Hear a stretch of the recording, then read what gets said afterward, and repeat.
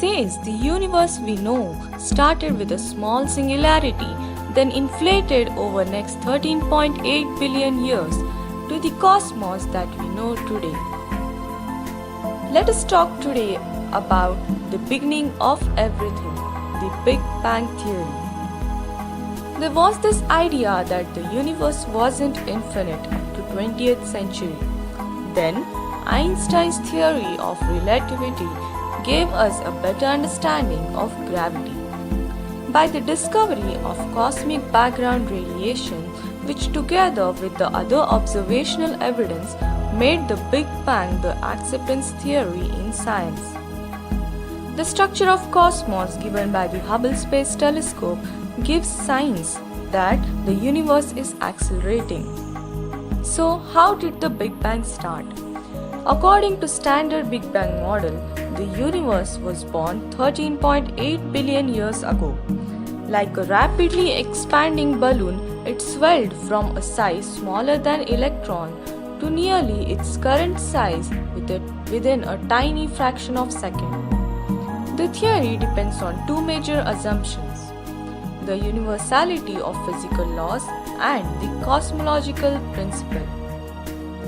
The Big Bang is not an explosion of matter moving outward to fill an empty universe.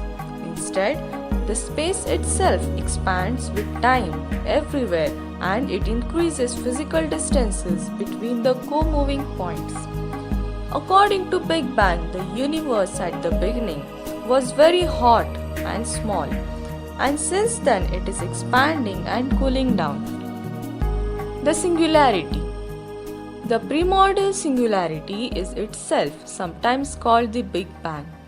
It also refers to a more generic early hot dense phase of universe. The inflation. At approximation of 10 power minus 37 seconds into the expansion, a phase transition caused a cosmic inflation during which the universe grew exponentially faster than the speed of light. Microscopic quantum fluctuations that occurred because of Heisenberg's uncertainty principle were amplified into the seeds that would later form the large-scale structure of the universe. The cooling. The universe continued to decrease in density and fall in temperature. Hence, the typical energy of each particle was decreasing. The symmetric breaking phase transitions put the fundamental forces of physics and the parameters of elementary particles into their present form, with the electromagnetic force and weak nuclear force separating at about 10 power minus 12 seconds. After about 3,79,000 years later, the electrons and nuclei combined into atoms which were able to emit radiations. The structure formation.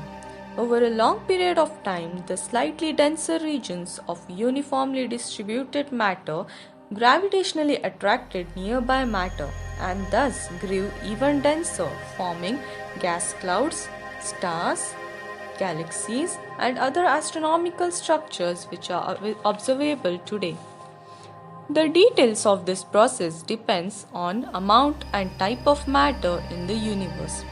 The four possible types of matter that are known are cold dark matter, warm dark matter, hot dark matter, and baryonic matter. We'll talk about in detail about dark matter in the later videos. The cosmic acceleration. All of the cosmic evolution after the inflationary epoch can be rigorously described and modeled by the ACDM model of cosmology, which uses the independent frameworks of quantum mechanics and general relativity. Talking about its history, a Belgian priest named Georges Lemaître first suggested the theory in 1920s. In 1968 and 1970, Roger Penrose, Stephen Hawking, and George F.R. Ellis published papers where they showed the mathematical singularities were an inevitable initial condition of relativistic models of the Big Bang. Since we ourselves are made up of star stuff, we are not separate from the universe. We are a part of it. So let's keep on experiencing it until we have no questions to ask.